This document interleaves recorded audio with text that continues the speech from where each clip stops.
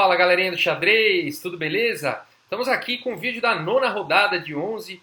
O Brasil pegou o time do IBCA, International Braille Chess Association. São os jogadores com alguma deficiência visual ou cegos mesmo. E nessa partida o Eudebs está jogando contra o Manuel Pérez, um jogador da Espanha. O detalhe da foto, né? A lupa aqui, um tabuleirinho especial para ele. Tem muita dificuldade aí de enxergar e nem por isso se limita a alguma coisa, né? Um excelente jogador aí, isso é muito bacana. E vamos ver essa partida então, o Eudebs de brancas. Então o Eudebs começa aqui com E4, peão do rei, desculpa, E6 a defesa francesa, D4, D5 e o Eudebs vai para a variação de bispo D3. C5 então, peão toma e cavalo aqui em F3, defendendo D4. Cavalo C6, pressão em D4, é um tema comum da defesa francesa, né? Na francesa as pretas sempre querem ficar fazendo essa pressão aqui no peãozinho de D4. Roque, bispo aqui então em D6. Não dá, né? Aqui, só voltando aqui, para as pretas quererem ganhar peãozinho aqui. As brancas conseguem muita iniciativa, né? Por conta desse peão. Esse peão aqui fica muito fraco.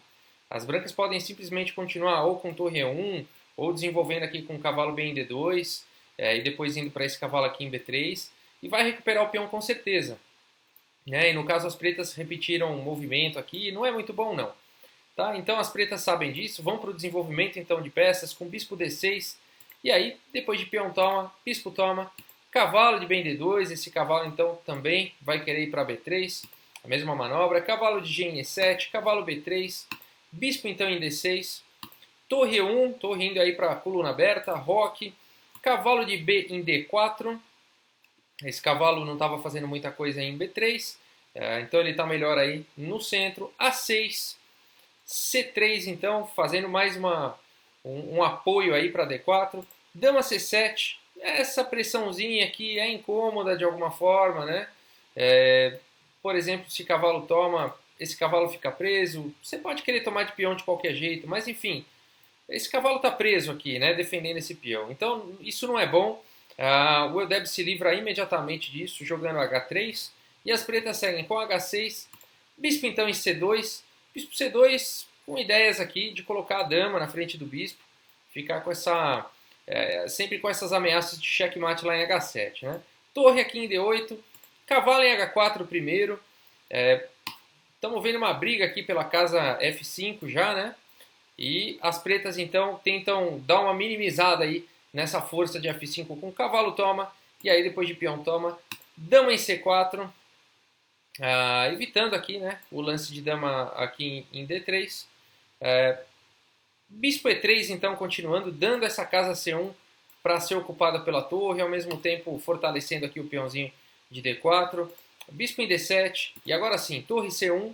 E aí... a dama tem que sair da mesma coluna da torre, né? Vou voltar aqui. A ameaça direta era bispo em H7, cheque, capturando a dama logo na sequência. Então, dama B5 se desviando disso. Mas agora, então, as pretas não tem mais como ficar segurando aqui a casa D3, porque o Eudebs joga A4, né? A dama não pode vir para C4 por conta de bispo cheque. E as pretas, então, não conseguem mais evitar o lance de dama em D3. Então, o Eudebs já está com a iniciativa aqui, né? Dama B6, dama D3 agora sim, e as pretas têm que fazer alguma coisa em relação à entrada dessa dama aqui, que é muito chata, né? F5, bloqueando então, bispo aqui em D2, bispo D2 abrindo aqui o ataque da torre, vai poder subir a torre se quiser, várias ideias. Torre em F8, dando uma segurada aqui na casa de F5, né? Um dos pontos do tema aí da partida, né? É esse peão que está bloqueando tudo, então é muito importante que ele esteja muito bem protegido aqui pelas pretas. Cavalo em F3, então, esse cavalo vai manobrar, vai procurar outros postos.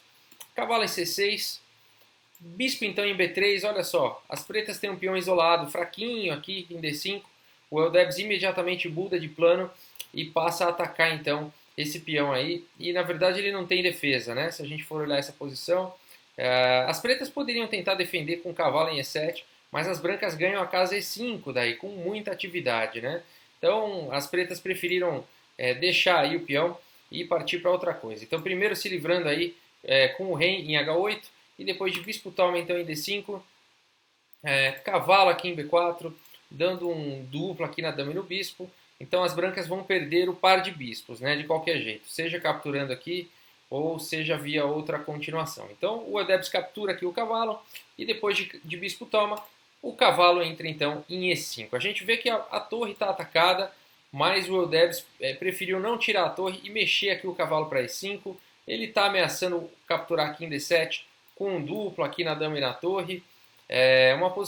Seria uma posição bastante boa aqui, que daria toda a iniciativa aqui para o Eudebs, né? Então não é ruim também tomar aqui, mas as pretas decidiram por outro caminho aqui. Bispo toma em A4 e esse realmente é o melhor lance, né? Recuperando aí o peão que tinha sido perdido, se livrando aí de um forte peão aí das brancas. Agora as pretas têm uma maioria aqui 2 contra 1, então começa a conseguir equilibrar aí a partida, né? As pretas vão conseguindo equilibrar. Você pode estar se perguntando por que não tomou a torre, né? Então uma possível continuação seria o bispo toma aqui a torre, e aí depois de cavalo toma bispo, dando um duplo aqui na dama e na torre. Por exemplo, dama aqui em D6, atacando o bispo e o cavalo, e depois de cavalo toma a torre, e torre toma cavalo, torre toma bispo e dama toma bispo. As brancas têm um peão a mais nesse final, pode jogar um torre E5 agora, colocando a torre numa boa casa, e depois de dama D6, pode-se dizer que as brancas estão melhores, né?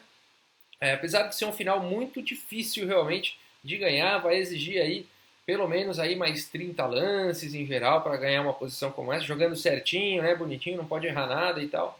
É realmente muito difícil, mas teria sido uma posição aí melhor para as brancas. Então foi por isso que o Eudebs deixou a torre lá em E1. Então depois de cavalo em E5, as pretas não capturaram aqui em E1 e jogaram então o bispo toma em A4 e a partida seguiu com torre em E3, uma boa subida da torre, pelo menos intimida, né? Bispo aqui em E8, já segurando aqui mais um reforço, né? Na casa G6 a dama já estava segurando, mais um reforço, liberando então a dama.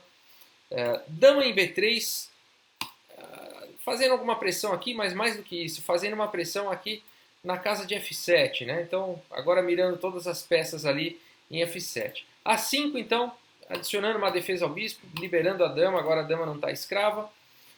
Bispo em F7, oferecendo aí as trocas, e depois de bispo toma, cavalo toma cheque, rei em H7. A posição é um pouco assustadora, né? Esse cavalo entrando e tal, mas na verdade as brancas não tem muito ataque aqui. O lance todo é que as pretas foram ficando sem tempo aqui, por conta dessa toda essa agressividade aí do Eudebs, colocando as peças muito próximas aí do rei adversário, fez com que as pretas aí realmente tivessem que utilizar quase todo o seu tempo aí. As pretas já estavam com muito pouquinho tempo e o Eudebs ainda tinha uns 15, 20 minutos.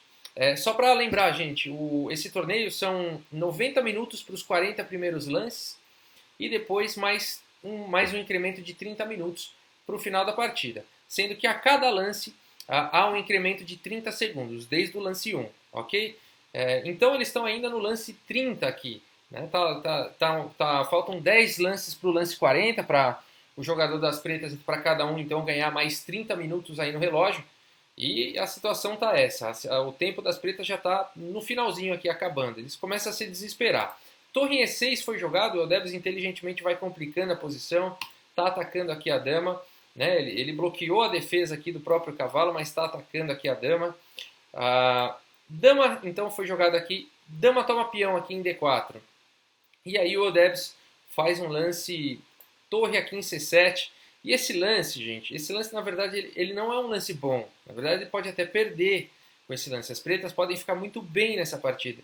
Mas, mais uma vez, é um lance que intimida muito, né? Olha só, a torre na mesma linha do rei, né? Essa outra torre aqui, a torre está defendendo aqui o cavalo, né? Mas ao mesmo tempo parece que está atacando aqui, fazendo um raio-x no rei e tal. Então, e para as pretas com nada no relógio, né? Então foi um lance muito esperto aqui do Eudebs. Esse lance é ruim pelo seguinte, as pretas poderiam jogar torre aqui de A em 8, não jogaram, poderiam jogar, mas sem tempo no relógio é muito difícil enxergar o que está acontecendo aqui na posição, né? E por que esse lance aqui é bom? Porque depois aqui das trocas de torres, dama F3, por exemplo, atacando o peãozinho, torre 1 cheque, rei H2, uma possível continuação dama F6. O problema todo é que esse cavalo não volta. Ó.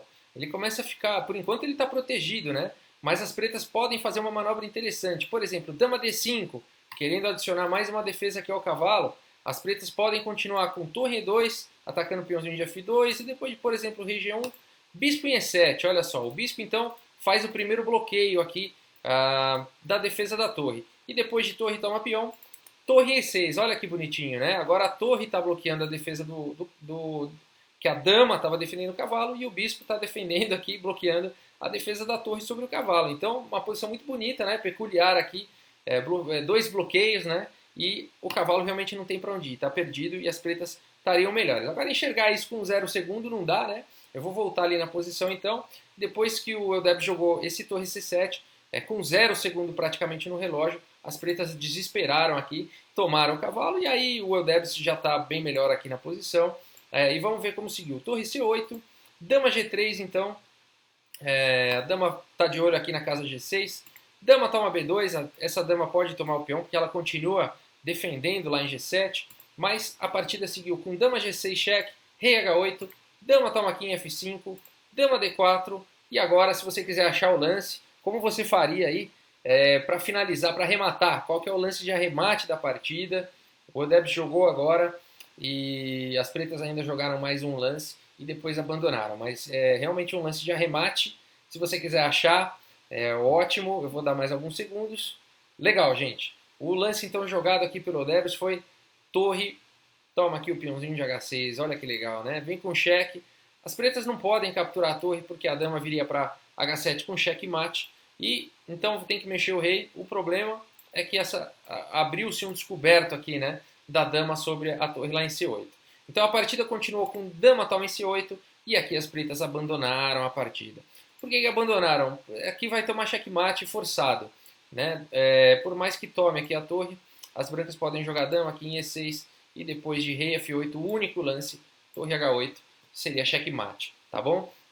Então depois aqui de dama toma em C8, as pretas abandonaram. Uma bela partida, né? O xadrez tem a questão do tempo, faz parte, né, do jogo, então não é só nos lances que se ganha uma partida, é também a questão do lance versus tempo, né? E quando o teu oponente tá com o tempo caindo, o Eudebs não quis perder tempo, muito provavelmente procurando ali achar o melhor lance, porque se o Eudebs gastasse muito tempo também nos lances dele, o Palacios poderia utilizar o tempo do Eudebs para pensar, né? Então o Eudebs jogou rápido, não fez o melhor lance realmente, mas jogou de maneira muito esperta, né? Porque aí o Palacios, sem lance, desesperou e teve que sacrificar a torre ali no cavalo, e aí o Eudebs com 15 minutos no relógio a mais e ele com 0, conseguiu aí arrematar a partida de uma forma sensacional. Espero que vocês tenham gostado do vídeo aí, uma vitória aí para a nossa equipe então, e vamos lá que daqui a pouco tem mais. Valeu, gente, um grande abraço, até a próxima!